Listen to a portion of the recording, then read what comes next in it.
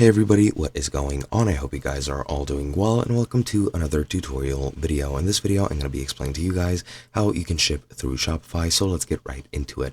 Now, to actually ship through Shopify, you need to set up some shipping rules, and to do that, we're going to go into our settings menu. From here, you're going to go over into the left, and you're going to locate the shipping rules section over here, and it should be under shipping and delivery. Over here, as you can see, you have shipping profiles. Over here, expected delivery dates, order routing, local delivery, pickup in store, etc., etc. And what I'm going to do is I'm going to go ahead and add a new shipping profile. Once you're here, just add the products that you want, name the profile whatever you want, and then choose the shipping profile. You just need to add a shipping zone. I'm going to select Hong Kong, click OK, and then add a rate, which you need to name, and I'm going to price it at 123 Serbian dinars, then click OK, and now we've added that rate.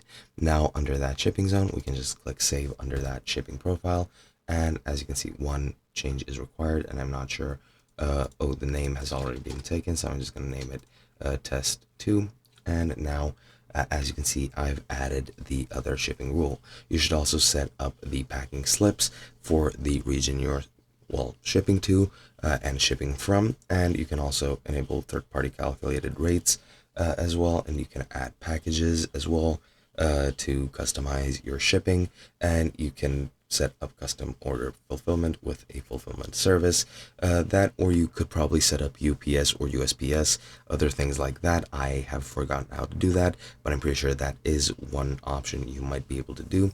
But yeah, pretty much all you have to do is just set up the shipping and delivery profiles, and whenever something is ordered, it should be good to go. Some things you might need to ship yourself manually. However, if you have your own shipping service or warehouse, you can easily use that, and that should be pretty much it. Hope you guys enjoyed, and I'll be seeing you guys in another video.